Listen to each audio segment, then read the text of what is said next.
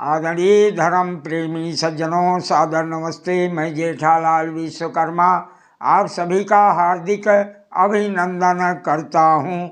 महाभारत उद्योग पर्व अध्याय 2। महाभारत की कथा सुनाते हुए महर्षि वैशंपायन जी कहते हैं, हे राजन जन्मेजय जी, उधर पांचाल नरेश राजा द्रुपद ने युधिष्ठिर की सम्मति के अनुसार बुद्धि और अवस्था में बढ़े चढ़े अपने पुरोहित को कौरवों के पास भेजा।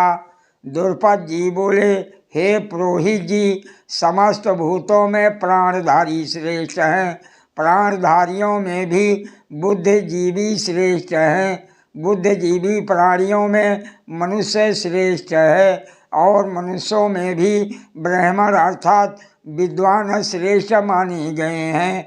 ब्राह्मणों में विद्वान, विद्वानों में भी सिद्धांत के जानकार, सिद्धांत के ज्ञाताओं में भी तद अनुसार आचरण करने वाले पुरुष और उनमें भी ब्रह्मवेत्ता श्रेष्ठ हैं। मेरा ऐसा विश्वास है कि आप सिद्धांत वेत्ताओं में प्रमुख हैं। आप कुलीन तो हैं ही, अवस्था और शास्त्र ज्ञान में भी बढ़े चढ़े हैं। आपकी बुद्धि शुक्राचार्य और बृहस्पति जी के समान है। दुर्योधन का आचार विचार जैसा है वो सब भी आपको विदित ही है। कुंती पुत्र पांडुनंदन युधिष्ठिर का आचार विचार भी आपसे छिपा नहीं है।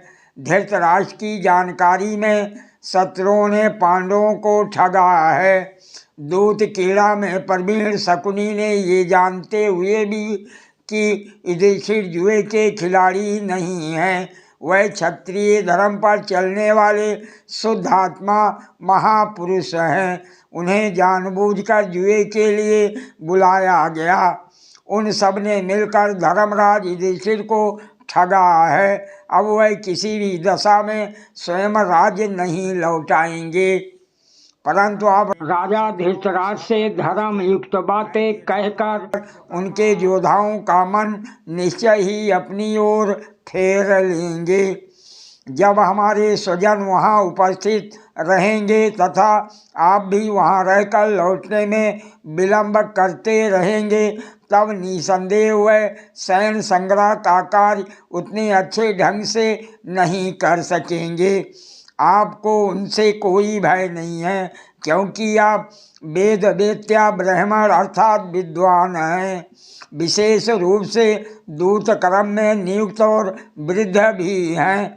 अतः आप पुण्य नक्षत्र से युक्त जय नामक मुहूर्त में कुंती नंदन युधिष्ठिर के कार्य की सिद्धि के लिए कौरवों के पास शीघ्र जाइए।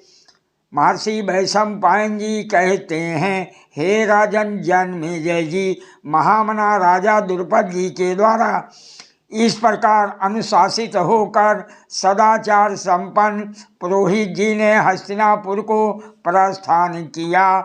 सादर प्रणाम। जय श्री कृष्ण।